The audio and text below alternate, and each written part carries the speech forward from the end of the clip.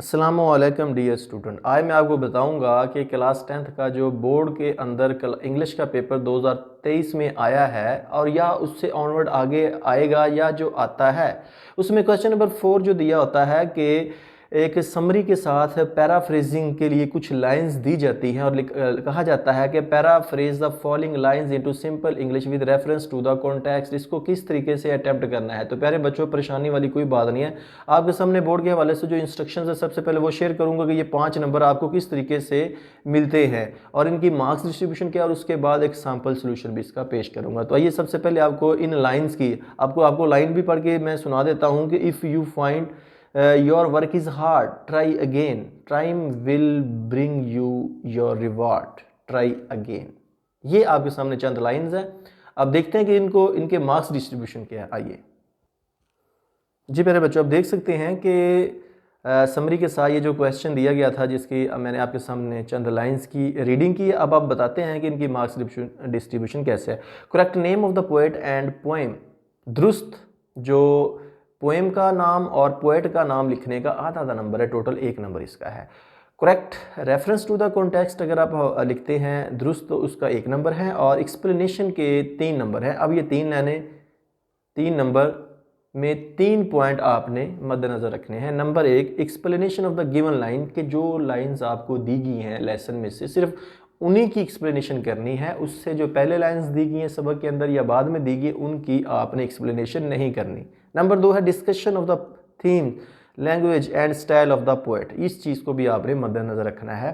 Theme के ऊपर आपने डिस्कशन करनी है, लैंग्वेज और उसके जो पोएट का स्टाइल है लिखने का। नंबर 3 है rhyme, rhythm and literary devices used in the given line. तो इन लाइन के अंदर जो राइम, रिदम और जो डिवाइसेस लिटरेरी डिवाइसेस यूज़ होते हैं उनके हवाले से भी आपने बताना है। तो आइए चलते हैं, अब आपको एक मॉडल दिखाते हैं जिस सोल्यूशन का, जिसमें ये क्वेश्चन नंबर 4 का बी पार्ट जो है पैराफ्रेजिंग का किस तरीके से अटेम्प्ट करते हैं वो दिखाते हैं आपको। जी प्यारे बच्चों, अब आप देख सकते हैं कि एक मॉडल सोल्यूशन के रेफरेंस के अंदर आपने क्या लिखना है। आप यहाँ पे देख सकते हैं कि these lines have been taken from the poem try again written by W.E. Hickson. ये रेफरेंस है कि ये लाइनें किस पोएम से ली गई हैं। आपने उसका हवाला देना है और किसने लिखी है ये बताना है आपने। कॉन्टेक्स्ट यानी इसके मतन के अंदर आपने क्या चीज़ लिखनी है कि in this poem the poet gives us a universal lesson of continuous struggle. The poet says that one should keep on trying again and again even after facing repeated failures.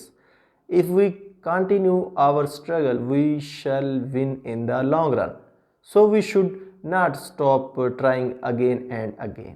ये इसका कॉन्टेक्स्ट है। अब explanation इस lines की कैसे आपने करनी है कि the poet says that if we find our task difficult and face failures, we should not stop our struggle and continue working hard. Our continuous efforts will bring success. तो ये प्यारे बच्चों एक्सप्लेनेशन है इन लाइंस की जो कि आपके सामने एक मॉडल सोल्यूशन के तौर पे पेश की गई है। आप अपनी बुक के हवाले से या जिस तरह आपके मुतलका सब्जेक्ट टीचर ने करवाया है तो आप कर सकते हैं।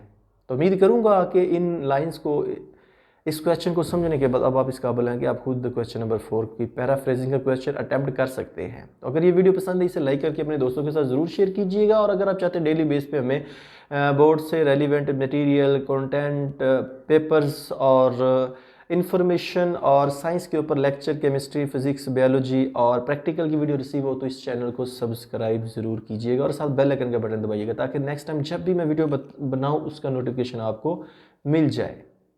तो नेक्स्ट वीडियो तक आपसे जा चाहूँगा। अपना बहुत ख्याल रखिएगा। अल्लाह हाफिज़।